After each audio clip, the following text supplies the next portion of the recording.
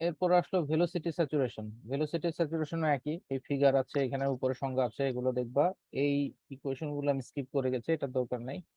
Diffusion কাকে বলে, diffusion current কাকে বলে, এবং সেখান থেকে ফাইনাল যে ইকুয়েশনটা আসলো যে যে diffusion equal to Q DN, DN by DX minus DP, DP by DX. এই ইকুয়েশনটা উল্লেখ করে একই রকম যে এটারও কোন প্যারামিটার দিয়ে কি বোঝানো হয় ওটা উল্লেখ করবা। এরপর আছে আইনস্টাইন রিলেশন। আইনস্টাইন রিলেশনেরও একই অবস্থা, যে একই রকম যে এটা কি জিনিস সেটা লিখে ইকুয়েশন দেখাবা। তো চ্যাপ্টার 1-এ কিন্তু আমাদের এর চেয়ে বেশি আর কিছু ছিল না, এইটুকু ছিল চ্যাপ্টার 1। তারপরে ছিল চ্যাপ্টার 2।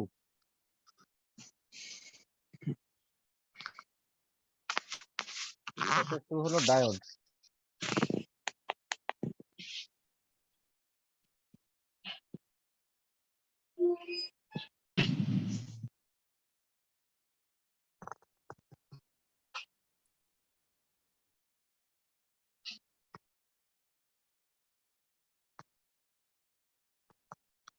চ্যাপ্টার 2 তে ছিল ডায়োড। ডায়োডে তোমাদের খুব বেশি দূর মিডের আগে দেখায়নি। শুরুতে যেটা ছিল যে আইডিয়াল ডায়োডের কনসেপ্টটা এসেছে, আইডিয়াল ডায়োডের কনসেপ্ট থেকে এখানে ছোট ছোট কয়েকটা ম্যাথ দেখেছিলাম। এই ম্যাথ গুলোর সাথে তোমাদের এই যে সার্কিট গুলো দেখানো হয়েছে। তো আইডিয়াল ডায়োডের এই কয়টা জিনিস ছিল। আর এরপর ছিল পিএন জাংশন। পিএন জাংশনের মধ্যে পিএন জাংশনটা কি জিনিস,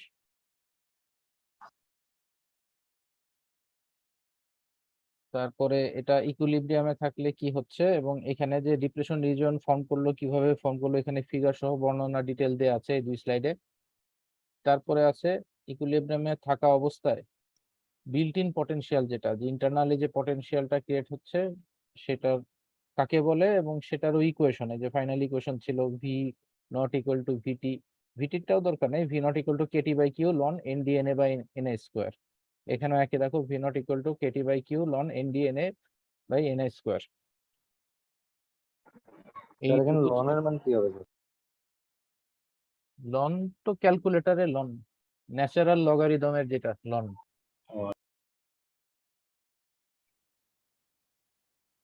এরপরে ছিল রিভার্স বায়াসে থাকলে কি হবে ঘটনা, আর ফরওয়ার্ড বায়াসে থাকলে কি হবে। এবং একদম লাস্টে যেটা তোমাদের দেখানো হয়েছিল সেটা হলো টার্মিনাল ক্যারেক্টারিস্টিক। জাংশন ডায়োডের টার্মিনাল ক্যারেক্টারিস্টিকটা কি হচ্ছে, যে এই পাশে ফরওয়ার্ড বায়াস আছে, এইখানে রিভার্স বায়াস, এবং লেফট সাইডে আছে ব্রেকডাউন। এখানে হয়তো ফিগারটাই বলা হলো যে টার্মিনাল ক্যারেক্টারিস্টিকটা প্লট করো। এখানে এই রিজিয়ন গুলো ডিটেল দিয়ে ওখানে শো করবা। তো মিডের সিলেবাস কিন্তু তোমাদের এইটুকুই ছিল, এর পরের অংশ এখনো দেখায়নি, ওগুলো মিডের পরে আসবে। তো এই টাইপের দেখো, এখানে খুব বড় কোয়েশ্চেন একটাও নাই, সবগুলোই শর্ট কোয়েশ্চেন বা শর্ট যে ম্যাথ গুলো আছে অথবা ফিগার, এই টাইপের ব্যাপারগুলো থাকবে, আর ইকুয়েশন গুলো। আর এমসিকিউ তো বললাম, এটা আসলে যে কোনো জায়গায় থাকতে পারে, সিলেবাস খুব বড় কিছু না। তো এমসিকিউ এই ভিতরে যে স্লাইড গুলো আছে এগুলো দেখবা, বা ক্লাস লেকচার গুলো আরেকবার গো থ্রু করবা, তাহলে এমসিকিউ গুলো ক্লিয়ার হয়ে যাবে। স্যার এমসিকিউ এর জন্য টাইমটা আরেকটু বাড়ায় দেওয়া যায় না? না, এমসিকিউ কারো যদি কোনো সমস্যা হয় আমাকে নক করবো অবশ্যই। যে পরীক্ষার সময় কারো যে কোনো প্রবলেম হলে সাথে সাথে আমাকে ফোন দিবা। এটা কিন্তু এমন না যে একজনের প্রবলেম হচ্ছে সিআর কে বললা সিআর আমাকে জানাবে, ওইভাবে করলে হবে না। পরীক্ষার সমস্যা মানে যার যার সমস্যা তার। তো আমার ফোন নাম্বার তো সবার কাছে আছেই। আসসালামু আলাইকুম স্যার। হ্যাঁ, ওয়ালাইকুম সালাম। আমার স্যার ফোন, আমার একটা কোশ্চেন ছিল, এটা হলো ধরেন আমরা তো অনলাইনে পরীক্ষা দিই না স্যার, হ্যাঁ তো সেক্ষেত্রে এখন যে বিদ্যুতের যে অবস্থা সারা দেশে দেখা গেছে হঠাৎ আমাদের ভিতরে দেখা গেছে দু একজনের প্রবলেম হতে পারে, মানে এটা স্যার তখন কি ফোন দিব যখন যদি কোনো সমস্যা হয় যে নেট নাই বা আমি সমস্যা হলে এই পরীক্ষার জন্য যেটা করবা, পরীক্ষায় কিন্তু বিদ্যুতের উপর ডিপেন্ড করে থাকলে হবে না। ফোনের চার্জ পরীক্ষার আগে অবশ্যই ফুল দিয়ে রাখবা। 2 নম্বর হলো মোবাইলের ডেটা যেন থাকে, যে ওয়াইফাই না থাকলে ডেটা নাই এরকম যেন না হয়। কিছু না স্যার, ডেটা, এগুলো সবে থাকার পরেও এখন দেখা গেছে এখন যে প্রবলেমটা ফেস করতেছি, দেখা গেছে বিকেল 5টার পরে ওই বিভিন্ন জায়গায় যা বা টাওয়ারে যে নেটওয়ার্কের যে টাওয়ার গুলো আছে ওগুলোতে কারেন্ট থাকে না, যার কারণে ওদের এই ওটির কারণেই দেখা গেছে যে নেট প্রবলেম হয়। আচ্ছা ওরকম হলে বেশ আমাকে কিছুদিন জানাবা। যাবত হ্যাঁ, ওরকম হলে আমাকে বেশ ইনফর্ম কিছুদিন করবো। যাবত নেট প্রবলেম ফিল করতেছি, মানে এটা আর কি আপনার জানালাম আর কি, যে আসলে যদি বাই হ্যাঁ, চান্স কোনো ধরনের হয় আর কি, কারো মানে সমস্যা হলে সে আমাকে তখন জানাবে ইনস্ট্যান্ট। স্যার Okay, এটা sir. আমার Thank you, sir. এলাকাতেও স্যার এরকম হচ্ছে, কারেন্ট যাওয়ার সাথে সাথেই স্যার মানে মোবাইল ডাটার অবস্থা এত খারাপ হয়ে যায় স্যার, মানে মানে জি স্যার, আপনি যদি একদম। কাউকে একটা মেসেজও পাঠান ওইটা যাইতে 5 মিনিট সময় লাগে। ঠিক আছে, স্যার ওইটাই বললাম, কারো সমস্যা নেটও হলে স্যার একদম ডাউন হয়ে যায় আমাকে স্যার। জানাবা। স্যার ঠিক আছে? এমসিকিউ তে তো স্যার গুগল শিটে দিবেন না, গুগল ফর্মে? হ্যাঁ হ্যাঁ, গুগল ফর্মে। তো স্যার গুগল ফর্মে তো স্যার নিজের নাম আইডি এগুলো দিতে একটু সময় লাগে, অনেক সময় আবার অ্যাক্সেস চাই, অ্যাক্সেস দেওয়া লাগে। ওইটা তোমার ওইভাবে করে আসতে হবে, কারণ অফলাইনে পরীক্ষা দিলেও কিন্তু 10 মিনিটই পাবো, ওইখানেও তো নাম আইডি আগে লিখতে হবে। তো পরীক্ষার টাইম ফিক্সড, কারো সমস্যা হলে সে আমাকে জানাবে। ঠিক আছে স্যার। ঠিক আছে স্যার। স্যার এমসিকিউ 10 মিনিট না স্যার? হ্যাঁ হ্যাঁ, 10 minute. MCQ 10 minute are written কতক্ষণ স্যার? আমি একটু পরে জয়েন মিডটার্ম করেছি। 80 রিটেনে কয়টা মিনিট, প্রশ্ন আনসার দিতে 80 হবে? মিনিটস। রিটেনে কয়টা প্রশ্ন আনসার দিতে হবে? রিটেনে 2টা কোশ্চেনের আনসার দিবা, 3টা থেকে 2টা, এই 3টার মধ্যে এ বি সি এরকম থাকতে পারে। Okay sir.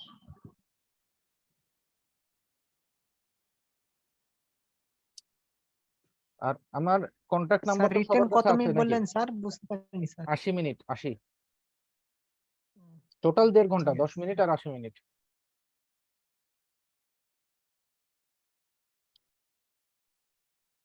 বুঝতে পারছি স্যার। ঠিক আছে, আর কোনো কিছু নিয়ে কনফিউশন আছে? স্যার আমাদের যে ডেয়ারের যে স্যার যে ক্যারেক্টারিস্টিক কার্ভটা যেটা দেখালেন স্যার, হুম। ওটা যদি আসে স্যার, শুধু আমরা কি কার্ভটা আঁকালে হবে নাকি আরো হ্যাঁ, কিছু ডিসক্রাইব করতে হবে স্যার? ফিগারটাই আঁকবা, সাথে কোন রিজিয়ন কোন নাম এগুলো ডিটেল দিয়ে দিবা। ফিগারের মধ্যে আলাদা আর কোনো কিছু না, ফিগারের মধ্যে যা আছে। আচ্ছা, এটা থেকে কোশ্চেন আসলে কিভাবে আসতে পারে স্যার? ওইটাই ডায়োডের একটা বুঝতে পারতেছি, ক্যারেক্টারিস্টিক নেটওয়ার্কে এত কার্ভটা প্লট সমস্যা। করো, এইটুকুই।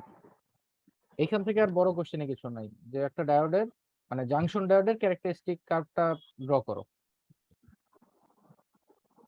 তাহলে কি স্যার সেম কার্ভটাই হবে? হ্যাঁ হ্যাঁ, মানে কিছু এটাই হবে, চেঞ্জ? এটাই।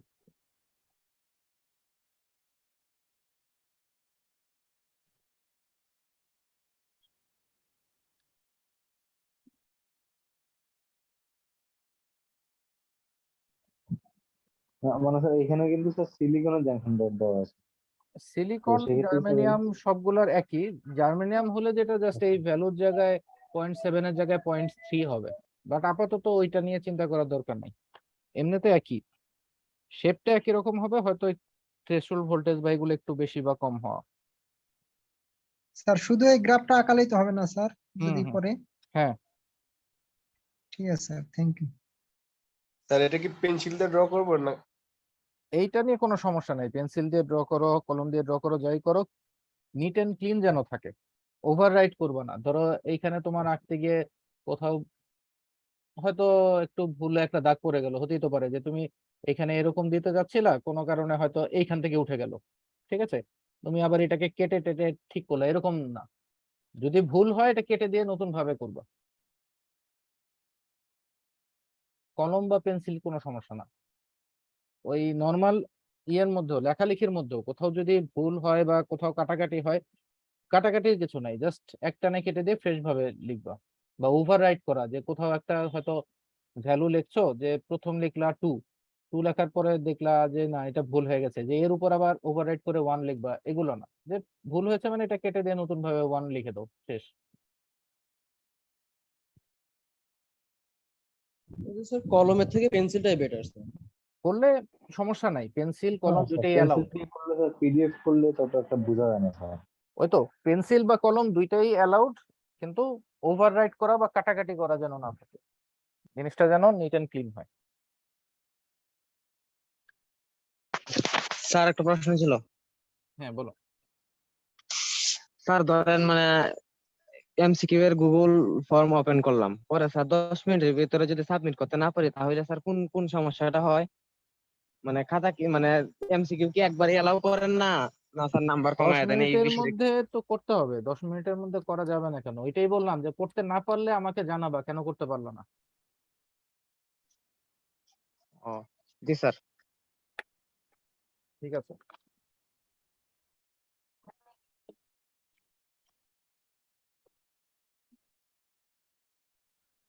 স্যার 10 মিনিট পরে কি ওটা আর কি সাবমিট হয় না নাকি স্যার? না, হবে না, 10 মিনিট পরে হবে না, এর জন্যই বললাম আমাকে জানাতে হবে কারো সমস্যা হলে।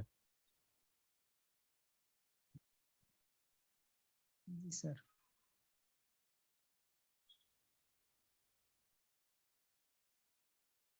আর কারো কোনো কোয়েশ্চেন আছে?